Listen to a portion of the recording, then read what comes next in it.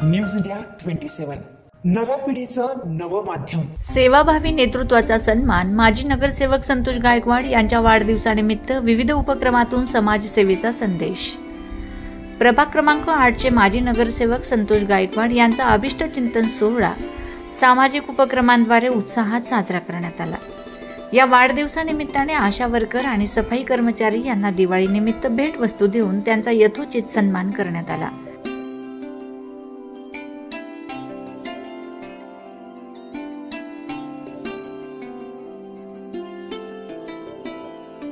संतोष गायकवाड हे प्रभाग क्रमांक 8 मधील एक सेवाभावी आणि जनतेच्या प्रत्येक अडचणीत धावून जाणारे नेतृत्व म्हणून ओळखले जातात. कोरोना काळात त्यांनी अन्नदान उपक्रम, आरोग्य सेवा व दवाखान्यांच्या माध्यमातून रुग्णांना दिलेली मदत यामुळे त्यांची ओळख एक संवेदनशील समाजसेवक म्हणून झाली आहे. या विशेष दिनानिमित्त उपनेते अजय बोरस्ते, संपर्क प्रमुख विलास शिंदे, महानगर प्रमुख प्रवीण तिदमे, माजी नगरसेविका नयना गांगुर्डे, ग्रामीण जिल्हा अध्यक्ष अनिल ढिकले, माजी नगरसेवक अरुण काळे, दशरथ लोखंडे, भाजप मंडल अध्यक्ष नारायण जाधव, उषाताई बेंडकुळे, भोसले सर, जाधव डॉक्टर, मंडलिक मामा, वैभव नाना काळे आदी मान्यवर उपस्थित होते. कार्यक्रमाला महिला, ज्येष्ठ नागरिक, मित्रपरिवार तसेच असंख्य कार्यकर्ते आणि हितचिंतक मोठ्या संख्येने उपस्थित राहून संतोष गायकवाड यांना वाढदिवसाच्या शुभेच्छा दिल्यात.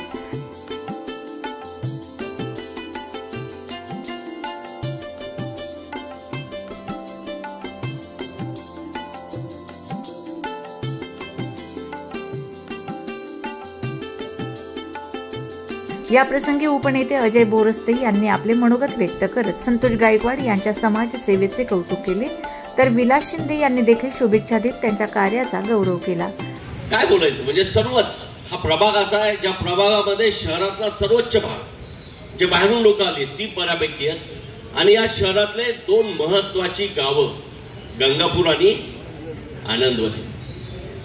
आणि या गावाचं अभिनंदन यासाठी की या गावाने जावई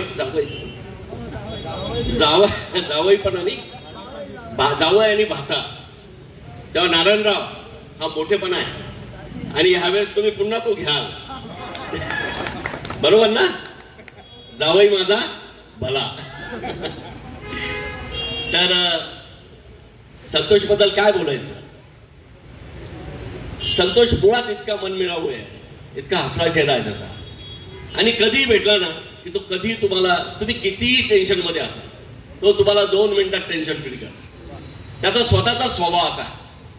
कधी संतोषला तुम्ही दुःखी पाहिलं का मला सांगा. त्यामुळे लोकप्रतिनिधी हा कायम हसरा पाहिजे. नाही तर 2-4 प्रभागात आम्ही बसतो, पहिल्याच टर्मला निवडून आला आहे अशी छाती टाक गॉगल तुला कळता का कोण आहे. पण हा तुमच्या आमच्यातला नगरसेवक आहे. त्यामुळे मला अभिमान आहे अण्णा. मी तुम्हाला सांगतो की ह्या प्रभागाची तिकीटं देताना 4ही तिकीटं मी विलास अण्णांच्या ताब्यात दिली होती आणि त्यांना म्हटलं होतं तुम्ही म्हणाल तो नगरसेवक.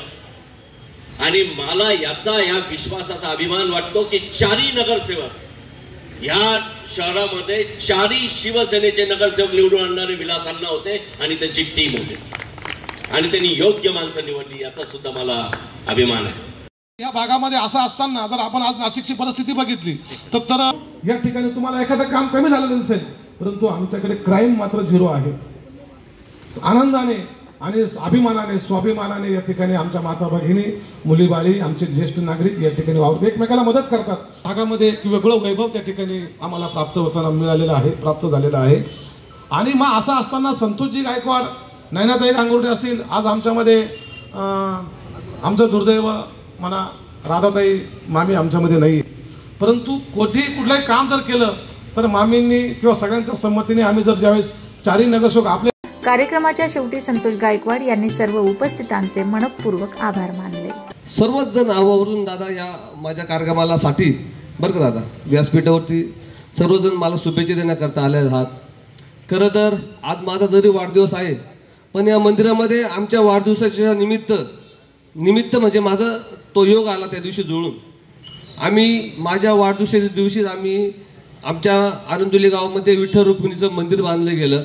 माझ्या वडिलांच्या स्मरणार्थ ते मूर्ती स्थापन केली. त्याला देखील आज 5 वर्ष पूर्ण होत आहे. म्हणजे माझा तर वाढदिवस आहेच, परंतु माझ्या पांडुरंगाचा देखील माझ्या आनंदोलीमध्ये आज वाढदिवस आहे. त्याचा मला जास्त आनंद आहे.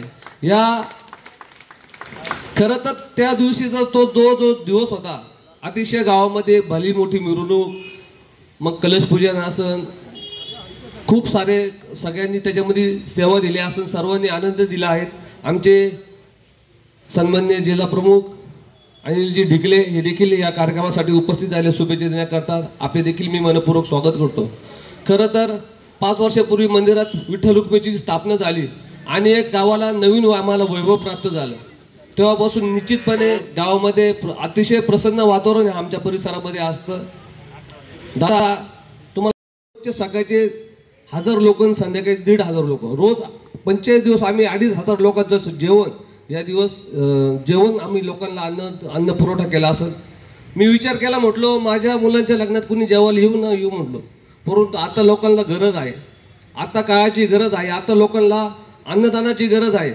मी इकून तिकून पैसे उसने पासने करून जे जुगाड करायचा तो करून माझ्या सर्व मित्रांनी मला सगळ्यांनी मदत केली.